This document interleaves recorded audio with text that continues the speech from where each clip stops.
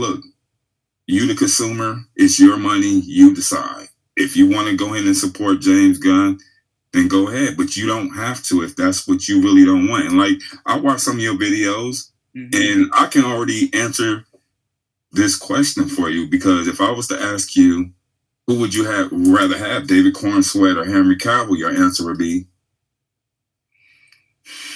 This guy put me on the spot. I'm sorry. I mean, obviously it'd be Henry.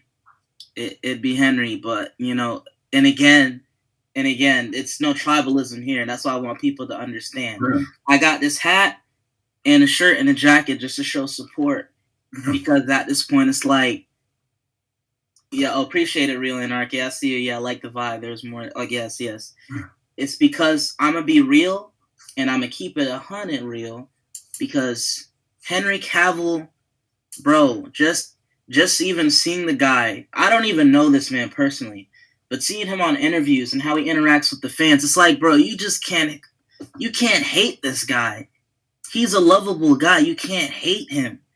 You feel me? And I feel like people are so distraught that they're mowing down David, which David looks like a cool guy as well. You know what I'm saying? This is his biggest role ever in his career.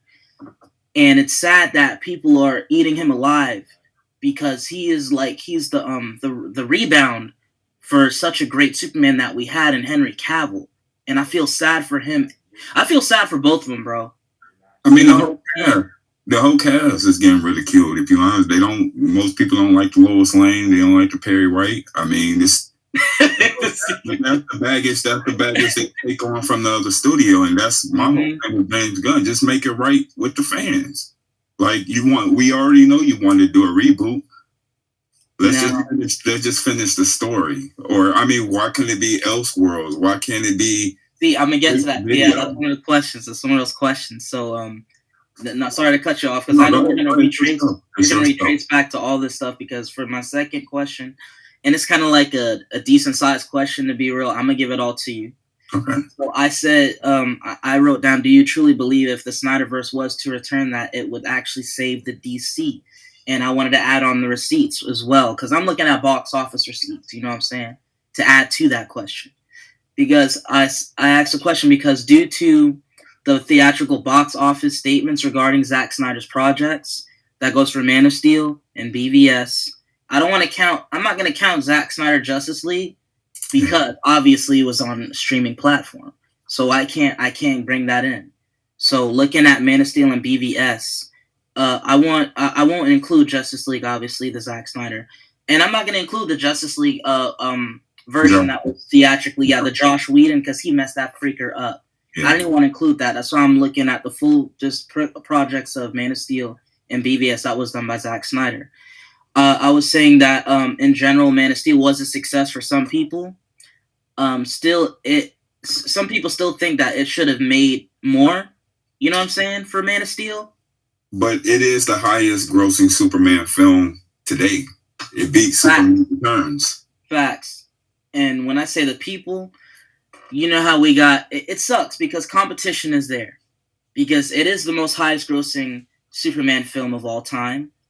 But I guess in the realm of MCU, like Iron Man and all them, when they're hitting billions, people were still kind of... You know what I'm saying? Because I think... if I looked it up, I think Man of Steel made 600-something million? Almost 700, in that range, 6 to 7?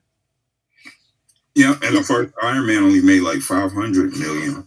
But 500 million? Popularity, the first Iron Man made 500-something million. True. But as popularity. As popular went on, the last two made $1 billion. Yeah. So that just, that's creative by Marvel. That's Marvel's genius to do that, but they go back to your question. You're saying that Zack Snyder is restored.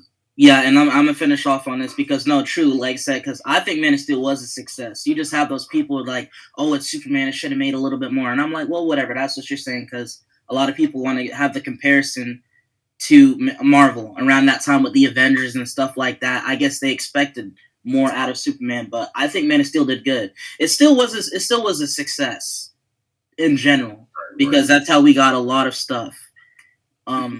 And basically when I'm saying, when it came to BVS, though, here's BVS is obviously the icebreaker here, to be real, because BVS had an amazing start when it came to the box office, and for the debut, but had a significant drop in the second week, which deemed it a commercial disappointment, obviously, and it had extreme mixed reviews from critics and audiences. And we all know how that goes. We just talked about it earlier, you know what I'm saying? Right. Studio interference. Exactly. And So, you know what sucks? People, they ain't even trying to hear that. And that's what sucks. Zack, you know what I'm saying? He still provided what he provided for the fans, and I respect him for that, even though that's not what he truly wanted.